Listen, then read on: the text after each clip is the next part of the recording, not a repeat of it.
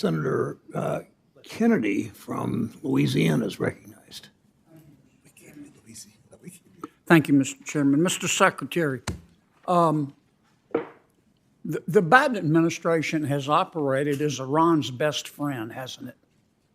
No, I disagree completely, Senator. Well,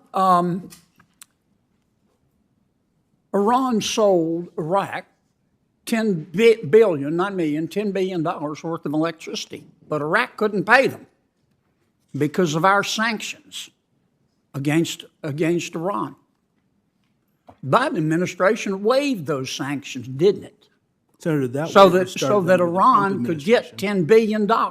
Isn't that a fact? No, Senator. Those waivers started under the Trump administration. That money is still in Iraq. That money has never been to Tehran. It will never go to Tehran.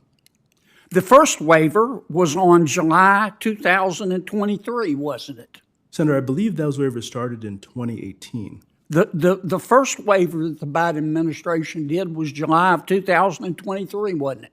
So, Senator, again, I believe the waiver program started in. You didn't issue a waiver on July of 2023. Senator, the waivers were continued into 2023. And you issued another waiver to get the money to Iran in November of 2023, didn't you? Senator, as I said, that money has never been, will never go to Iran. The money is still in Iraq. The money may be used for humanitarian purposes, but not a dollar of that money. And you issued another waiver on March of 2024, not too long ago. That was 6 weeks after Iran killed 3 American soldiers. Senator, You gave Iraq permission to give Iran $10 billion, didn't you? No, Senator. As I mentioned, this was something that started in 2018 under the Trump administration. It allowed Iraq to purchase electricity and to store that money in Iraq. None of that money to date will ever go to Iran. The money is being held for humanitarian purposes. You're not telling the truth, Mr. Secretary. No disrespect, but that's just not true. Senator Menendez and Senator Scott made the point. We all know, unless you peaked in high school, you know that money is fungible. The Biden administration also paid Iran $6 billion to release 5 of our prisoners, didn't it? Senator, again, that money is in Qatar.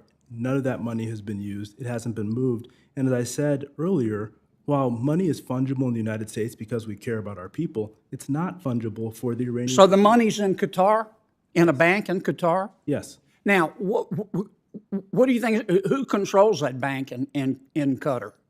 Those banks are controlled by those individuals who run that financial institution. I see. So if President Biden says Qatar Bank, don't give this money to Iran, and the Qatar government says give the money to Iran, who do you think the Qatar Bank's going to listen to, Mr. Secretary?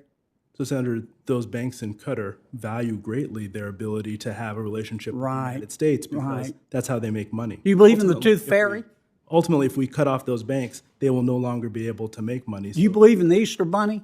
So, Senator, while I understand your point, fundamentally, none of that money has gone to Iran, and that money is not going to go directly to Iran. Now, you did the same thing with Maduro, you meaning the Biden administration. You guys did the same thing with Maduro in Venezuela. You removed all the sanctions on oil and mining, including gold. The Senate hearing room turns electric as Senator John Kennedy steps into the spotlight sharp, unfiltered, and ready for a fight. What begins as a routine questioning instantly transforms into a fiery clash over billions of dollars, global sanctions, and alleged political contradictions. Today we break down the explosive exchange, the claims, the denials, and the jaw-dropping moments you won't believe actually happened. On oil and mining, including gold, with Maduro, the dictator of Venezuela, didn't you? So GL 44 and 43 were put in place in Venezuela. 43 has already. Is that a yes? GL 43 has been removed. Yeah, so you said, okay, Maduro, we're going to remove Maduro best friends with Iran and Cuba and China and Russia. The Biden administration removed the sanctions on oil and mining in Venezuela. Senator, And Maduro said, I promise you that I'll hold a free and fair election. And then he put all his opponents in jail. And the Biden administration has done nothing, hasn't it, except stand there sucking on its teeth. So, Senator, I want to say again, we provided general licenses. We did not remove the sanctions. The reason we did that was because we did not trust. So what we can do The with those sanctions on Maduro's oil are not there, are they?